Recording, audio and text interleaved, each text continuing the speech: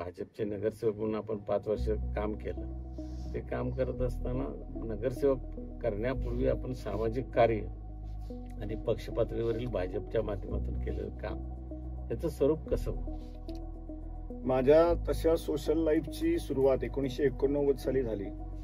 कॉलेजमध्ये असताना अखिल भारतीय विद्यार्थी परिषदेने एक काश्मीरचं आंदोलन केलं आणि त्यावेळेला मी परिषदेच्या संपर्कात आलो आणि तिथनं पुढे विद्यार्थी परिषदेचा कार्यकर्ता म्हणून मी 1995 सालापर्यंत काम केलं. त्यावेळेला शहरात काही मोठी आंदोलनं आम्ही केलेली होती विद्यार्थी परिषदेच्या माध्यमातून. शैक्षणिक धोरणांच्या बद्दल असतील, काही मोठ्या कॉलेजमध्ये चालणाऱ्या गैरप्रकारांच्या बद्दल असतील. त्यातलं एक फार मोठं आंदोलन आमचं गाजलेलं म्हणजे आपलं मेरी वॉनलेस हॉस्पिटलचं आंदोलन होतं.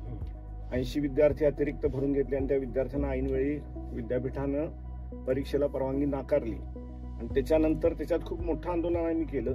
त्या सगळ्या विद्यार्थ्यांना अन्य कॉलेजेसमध्ये सामावून घ्यायला लावलं. ते एक आंदोलन रिमार्केबल त्यावेळेचं आमचं होतं. 1995 साली माझ्याकडं राष्ट्रीय स्वयंसेवक संघाची जबाबदारी आली.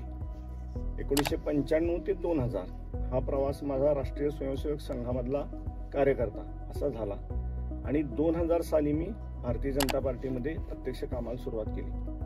2000 सालापासून विविध जबाबदाऱ्या घेत आणि प्रामुख्यानं त्यावेळेला विरोधी पक्षात असल्यामुळं आंदोलनात्मक भरपूर कार्यक्रम केलेले आहेत.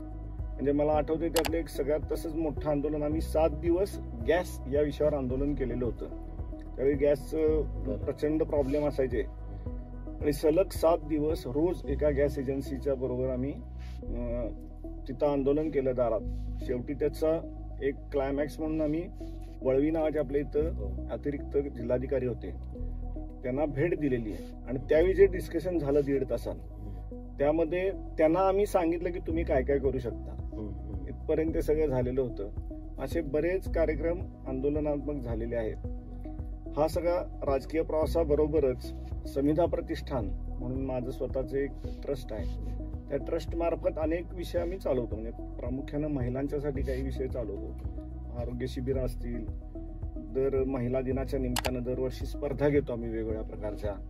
त्याच्यानंतर काही विशेष उपक्रम महिलांच्यासाठी राबवले, ट्रेनिंग साईट असे, किंवा आरोग्य तपासणी बरोबरच हिमोग्लोबिन तपासणी आणि अन्य त्यांच्या सगळ्या तपासण्या. म्हणजे अथाई हॉस्पिटल आपलं नाव घ्यायला हरकत नाही, त्यांच्याबरोबर 11 दिवसांचं आम्ही शिबिर केलेलं होतं. ज्यांना जे टेस्ट करायचंय ते तिथं नेऊन टेस्ट करत होतो. अशा प्रकारचे बरेच उपक्रम केले.